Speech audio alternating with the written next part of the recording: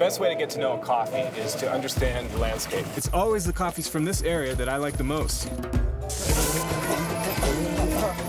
Wow. Yeah. Whoa. There's a spicy component here that I've tasted in coffee. Miles and miles of wild African savanna, giraffes occasionally, zebras. Yeah. That one's killer. It's got that dark berry, that black currant. Cheers. Yeah. How you like it? It's good?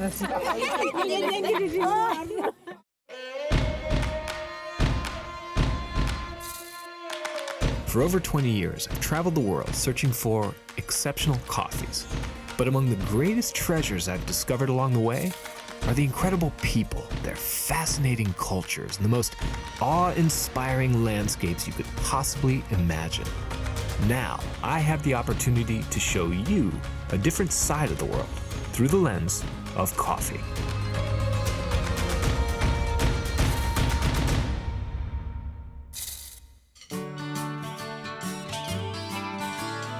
Welcome to Kenya.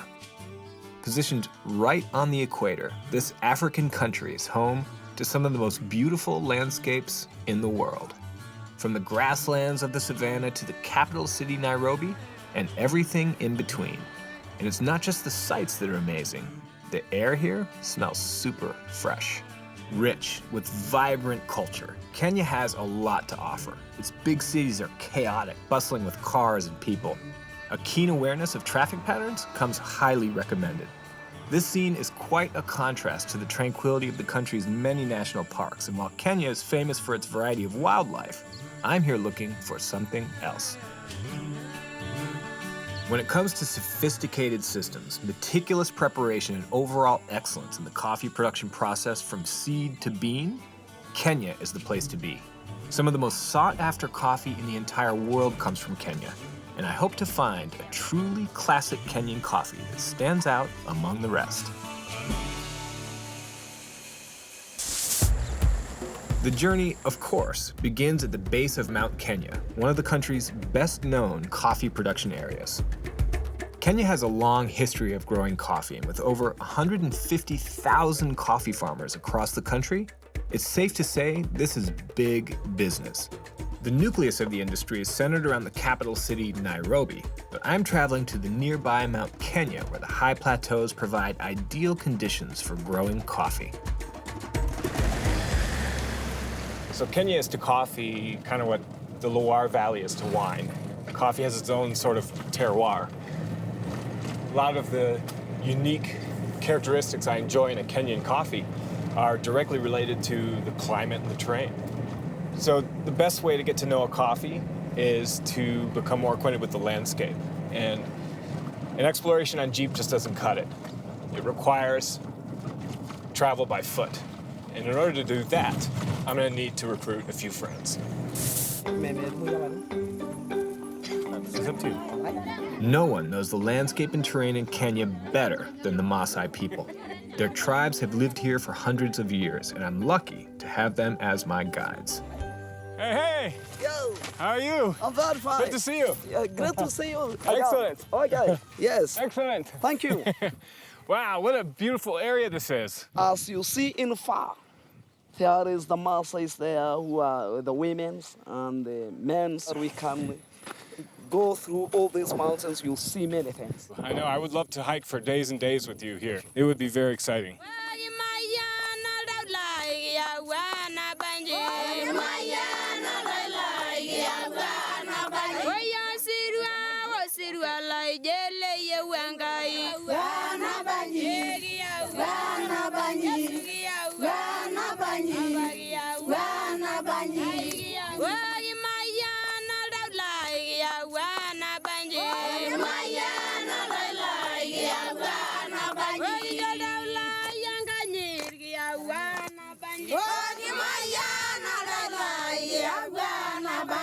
Look at all these smiles.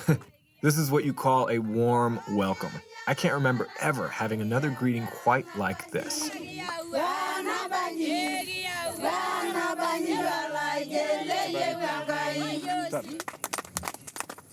Put so much effort into it, so much heart, and it's kind of it's humbling, you know. You appreciate their culture and they appreciate yours, and there's this kind of exchange that happens. I'm excited to spend the day with them and prepare for the journey, and I can't wait to hike the forest with these people, and I'm also going to turn them on to some really, really good coffee.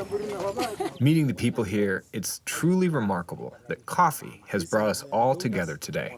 And this lady is a teacher. She teaches singing and she teaches children.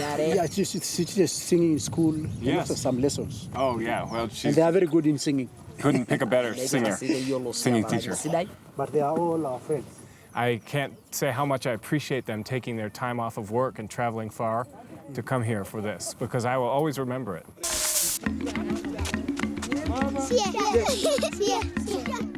In Maasai culture, it's the women who build the houses. They construct the frame using poles and sticks, which they then cover up with a mixture of mud, grass, and animal dung to waterproof the home. We're inside a Maasai dwelling, and we're sharing stories and actually talking about coffee. And they have these amazing benches that are made from sticks sewn together, but they're very comfortable. And then they have this fire down here, which is burning, but there's no chimney. They have a hole over here in the wall, and the smoke just gets sucked out of the hole because of the air breeze. It's really amazing engineering. It's fascinating. We use the skin of a cow to use like a mattress, and that is why you see the bed is a skin. Yeah. So the Maasai take the ashes from the fire and rub them into the animal skin, making the hide smooth and softer to sleep on. Woo! Wow, it's bright. That's cozy in there. It's really cozy in there. I could hang out in there for a long time and have coffee stories and drink coffee and... Okay, we'll go to prepare coffee there. You see the fire? Yeah. Yeah, they have already prepared a fire. Wow. It's funny, I show up in the village and the first thing they ask is for me to prepare some coffee. You're really coffee people in disguise, aren't you? Let's do coffee.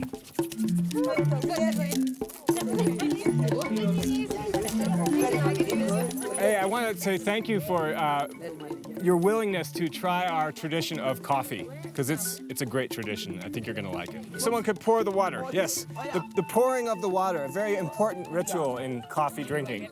This is what we call the grinder. So we take the top off, we take the scoop, and we fill the grinder up. Woo, it smells good. Okay. We put the lid on. Okay, this is hand grinding.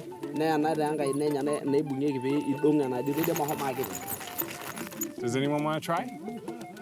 Want to try? Okay. While the Maasai understand the landscapes of Kenya better than just about anyone, they're not coffee producers, and the people here have never tasted coffee before.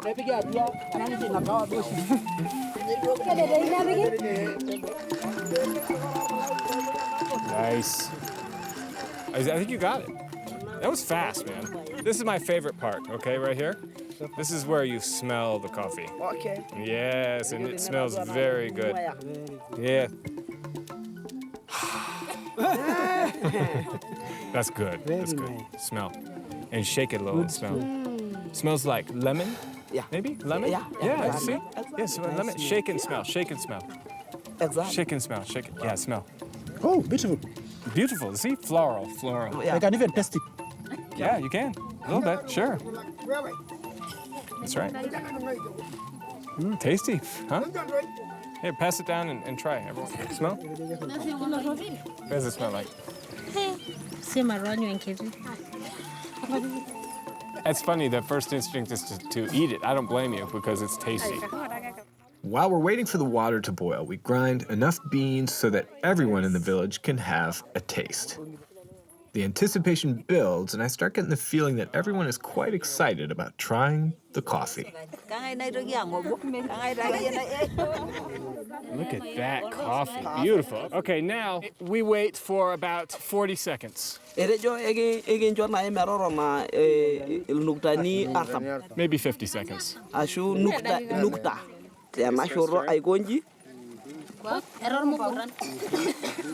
Now we need cups.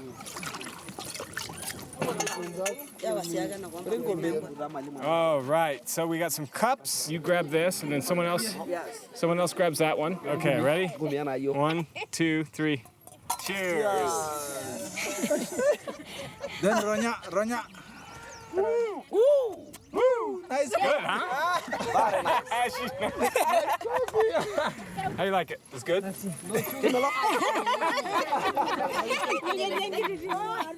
So far, the consensus about coffee is maybe not so much. The taste can be pretty strong if you're not used to it. I've really enjoyed seeing the villagers try their very first taste of coffee. But it's time to call it an early night. Tomorrow, we're planning to hike through the forest, and I want to be well rested.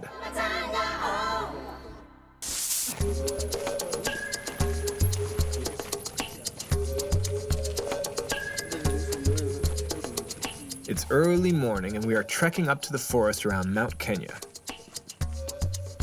With the Maasai as my guides, I'm looking to understand what it is that makes the coffee from this area so special. Yeah. Yep. As the elevation increases, I noticed a distinct shift in the climate around us. In a relatively short hike, we go up and it turns really lush really quickly. And you go from heat to utter cool. It's like 68 degrees, and coffee loves that. Though this entire area was turned into a national park in 1949, the mountain and the land surrounding it have been significant to the Maasai people for much longer. They believe that their ancestors came down from the mountain at the beginning of time, and they seem to have an infinite knowledge of the wildlife and the plants that grow here. Into the forest, deep we go. Traveling in Africa, you have to maintain a healthy respect for the animals.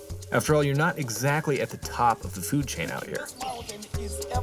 And although there won't be really lions at this altitude, there could be another animal that is arguably among Africa's most dangerous: the Cape buffalo. And it seems it's not just the wildlife that we should be concerned about. We've come to a halt. What are they talking about? And now my guides seem to be worried about something else. We're talking about the nettles. This thing, if you touch your body, it's like fire. If So- they touch the body of the buffalo, It runs away. they run away. Okay, so it's a Very good tough. it's a good method of defense against the buffaloes. These things are way gnarlier than your ordinary stinging nettles, and I definitely add them to my list of things to watch out for. We carry on, but it's not long before we come across our first sign of the buffaloes. I think you see here. Yeah. This is the horn of a. That is the horn of a buffalo. A buffalo. Wow. Yeah. What would you do if you walked up on one? What would you do? Oh. I just run up the tree. I would climb up that tree so fast, you guys would be like, whoa, that guy's a monkey. Yeah. I've already learned so much. There's no doubt that starting my journey here was the right thing to do. It's funny because I love Kenyan coffee, but every time I taste the coffees, the one that I like the most is almost always from the slopes of Mount Kenya. Yeah. It's always the coffees from this area that I like the most. Oh, yeah. So I wanted to come and see the land and smell it and see, what is it about this area that might contribute to the flavor of the coffee. Yes.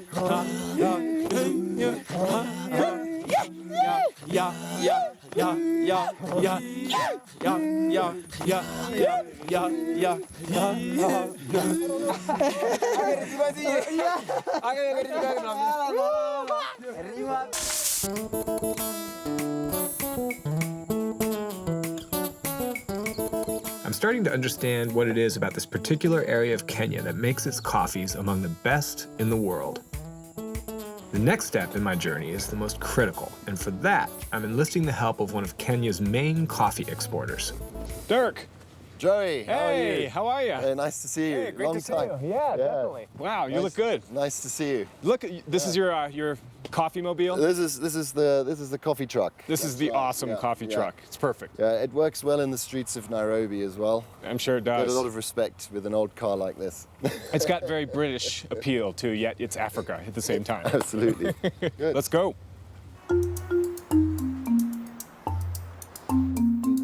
A third-generation coffee exporter, Dirk was born and raised in Kenya. Today, he's taking me to one of his favorite coffee estates on the outskirts of Nairobbi. But first, we have to make it through the city's notorious traffic. Yeah, so this is real downtown and the traffic is chaotic. Oh, and with the traffic here, if you leave just 5 minutes later than the optimal window of time, it can triple or even quadruple the amount of time it normally takes to get to your destination.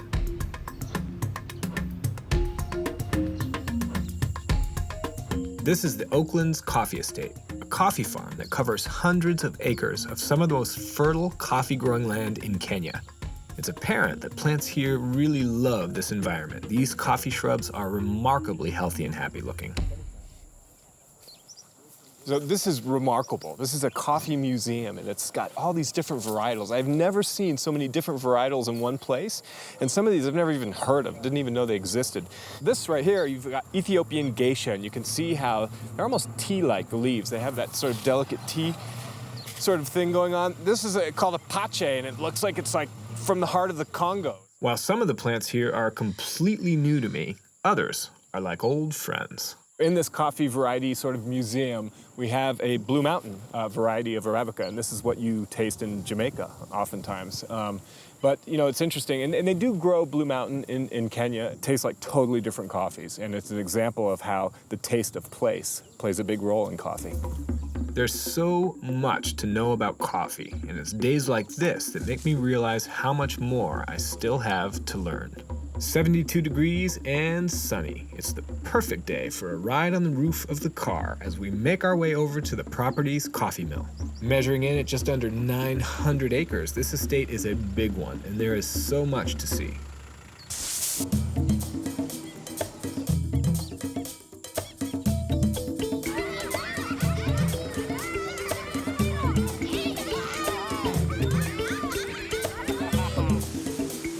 The machines here are cleaning and sorting the coffee beans according to their weight and density, among other things. Kenya is well known for its cooperative system of coffee production, and the beans being processed here are from estates and farms all over the region. Some from as far as 400 kilometers away. The mill here can process 15,000 tons of coffee a year. We're just hitting peak season after the harvest, so everyone is hard at work. Once the milling is finished, the green beans are sorted into 60-kilo bags, ready to be transported and sold for roasting. If you look closely, you can see how they separate the coffee according to things like grade and certification.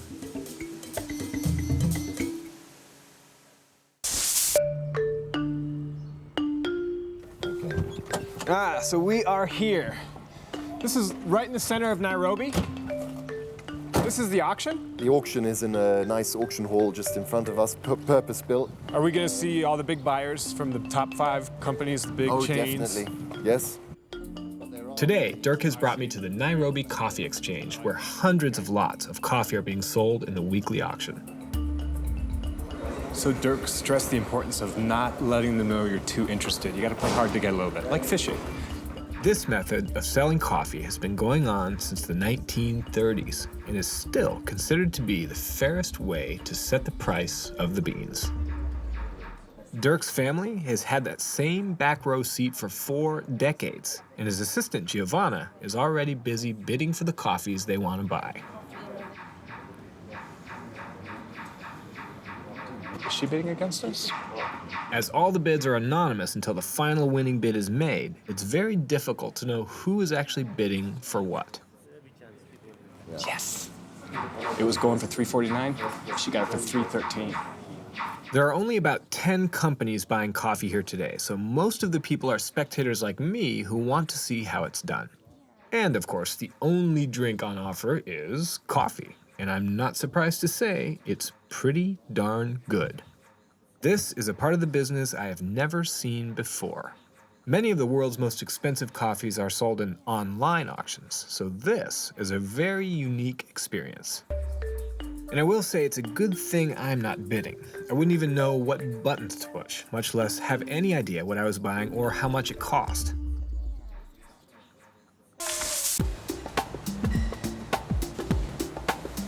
Man, That was a lot of work.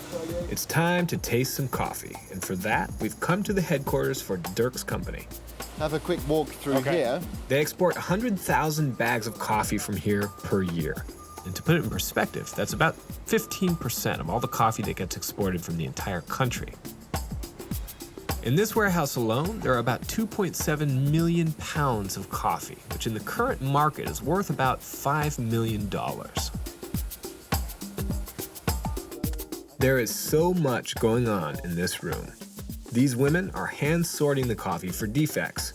You might expect machines to be doing this job, but it's actually more cost-effective to have it done by hand. Plus, a machine wouldn't be nearly as accurate as these women. That's defect, right? Yeah. The bad beans are thrown in the middle here, and those are bagged later and sold to people who want to buy lower cost coffee. Through tastings, these coffees were pared down from what could have been as many as 20,000 bags sent to auction. Coffee is being blended for Dirk's clients all over the globe. Seeing this process gives you a higher level of appreciation for the significance of the coffee industry in Kenya.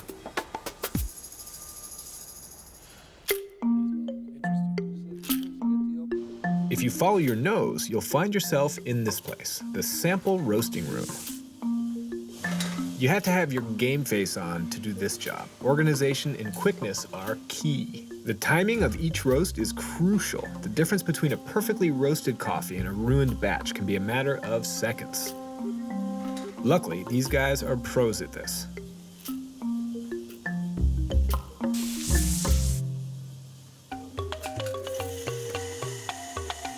We're getting ready for a coffee cupping, which is what you call the process of smelling and tasting the coffee. Coffee heaven is a place. I'm pretty sure it looks a lot like this. For the staff here, this is a typical day at the office. They need to take notes on all of the coffees for quality and individual flavor and aroma characteristics. As for me, I'm just here to try as many different coffees as possible in my search for one that is truly exceptional. It's time to start the slurping.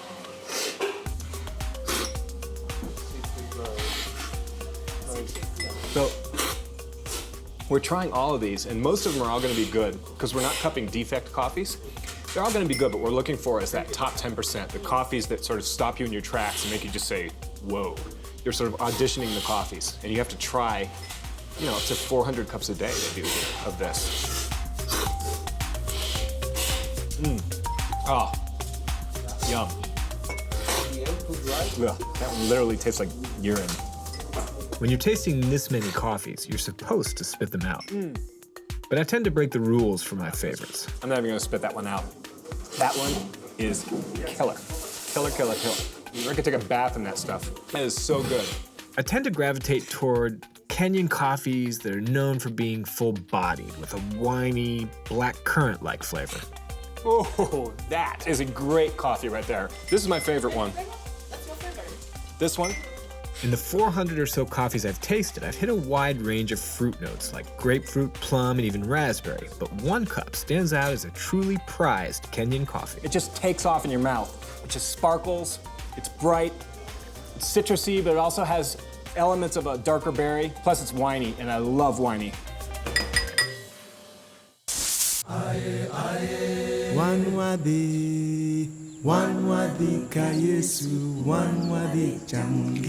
The coffees in Kenya seem to perfectly embody this country's defining characteristics. Its distinctive taste is a reflection of the magnificent landscapes, abundant wildlife, and truly amazing people. I've discovered so much about the influence of place on a coffee's taste throughout my journey here, and it's given this cup a renewed sense of meaning. A great reward of travel is when you find one of those really special places where you can sort of turn off the noise and enjoy what just might be the perfect brew.